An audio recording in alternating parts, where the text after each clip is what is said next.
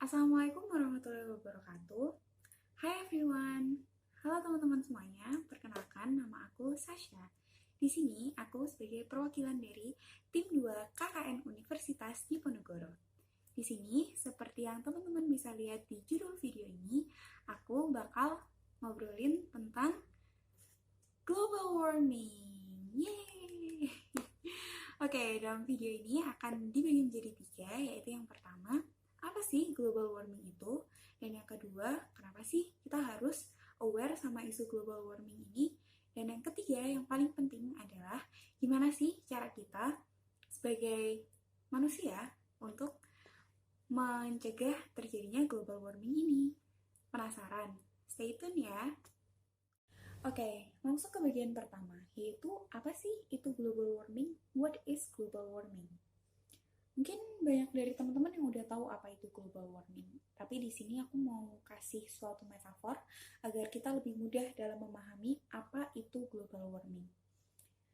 Oke, aku mulai dari umur bumi kita. Bumi kita ini udah nggak muda lagi loh. Bumi kita ini udah 4,5 miliar tahun umurnya. That's a lot of years, guys. Itu waktu yang lama banget buat bumi kita bertahan hidup. 4.000 juta tahun. Dan seperti yang kita tahu, dan seperti pada umumnya, dengan bertambahnya usia, bertambah juga masalah-masalah kesehatan. Nah, masalah kesehatan inilah yang sedang dialami bumi kita. Masalah kesehatan bumi kita itu adalah masalah demam. Jadi, kita analogikan global warming ini sebagai demam yang menyerang bumi kita. Nah, masalahnya, bumi kita ini setiap tahun demamnya meningkat, artinya suhunya meningkat. Nah, bagi teman-teman yang pernah ngerasain demam, rasanya nggak enak banget kan?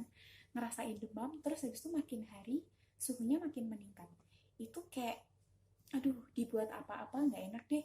Mau tidur nggak enak, mau makan nggak enak, mau main nggak enak. Dan itulah yang terjadi sama bumi kita hari-hari ini.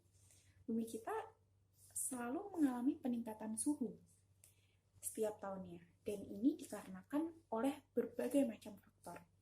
Ada peningkatan gas rumah kaca, pengundulan hutan, polusi dari kendaraan berbahan bakar. Lalu juga ada penggunaan CFC yang berlebihan, pengundulan hutan. Semuanya ini menyebabkan meningkatnya demam bumi kita. Oke, berikutnya masuk ke bagian kedua. Kenapa sih kita harus aware sama isu ini? Why do we have to be aware of this issue? Kenapa ya? Bukannya udah ada presiden sama kementerian yang ngurusin masalah ini. Lagian kayaknya global warming gak ngaruh-ngaruh amat deh sama hidup aku. Aku masih bisa sekolah, masih bisa pacaran, masih bisa main game, masih bisa hidup seperti biasa tanpa harus aware sama isu ini. Iya juga ya.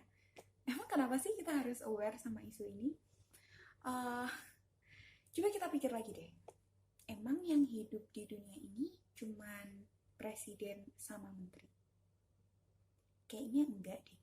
Kayaknya kita semua hidup di dunia ini deh.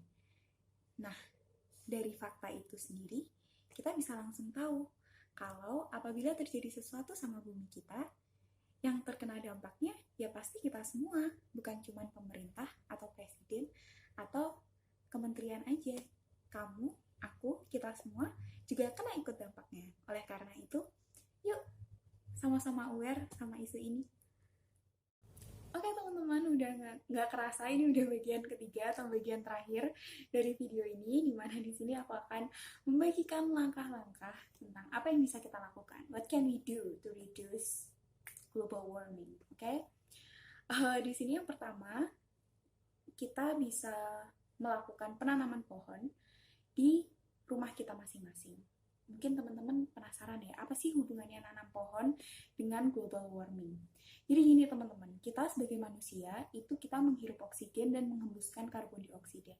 Di mana karbon dioksida itu termasuk salah satu dari gas rumah kaca yang menyebabkan pemanasan global.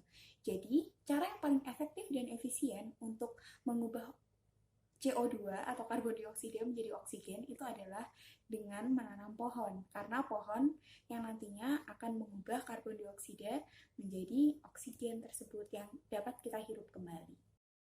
Yang kedua, kita bisa melakukan penghematan energi. Mungkin teman-teman masih bingung ya, kenapa sih kita harus ngehemat energi gitu? Apalagi kan kita bayar gitu loh, kita bayar untuk menikmati energi ini gitu, terutama energi listrik ya, yang sering kali kita pakai gitu. Emang kenapa sih, apa hubungannya menghemat energi dengan global warming? Jadi gini ya teman-teman, listrik yang kita gunakan sehari-hari itu masih berasal dari batu bara. Nah, bagi teman-teman mungkin udah tahu kalau batu bara itu bukan renewable energy. Jadi batu bara itu memerlukan proses pembakaran. Nah, proses pembakaran itu yang menghasilkan gas rumah kaca yang berkontribusi dalam pemanasan global.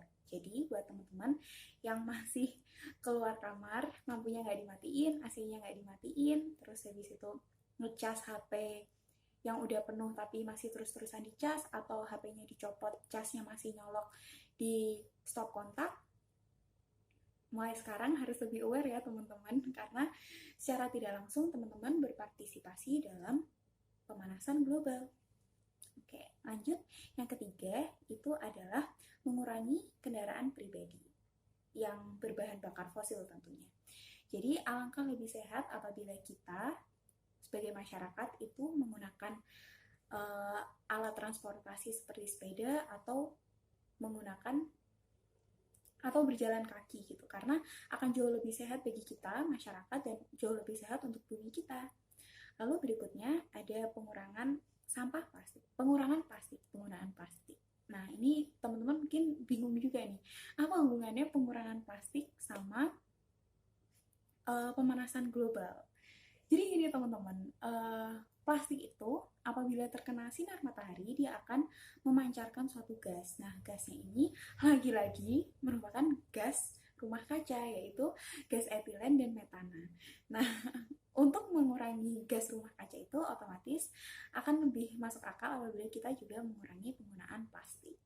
Seperti itu. Lalu, langkah yang terakhir adalah meningkatkan penggunaan produk ramah lingkungan. Nah, di sini aku kasih contoh aja ya. Kadang kita sering menggunakan plastik daripada menggunakan shopping bag. Padahal yang lebih ramah lingkungan itu shopping bag. Namun harganya seringkali yang dielu-elukan adalah harganya yang lebih mahal, jauh lebih pricey daripada yang tidak ramah lingkungan. Namun teman-teman, alangkah lebih baiknya jika kita berpikir agak jauh ke depan gitu. Bagaimana dampaknya satu kantong plastik yang kita gunakan hanya sekali saja itu, apakah berdampak bagus untuk lingkungan?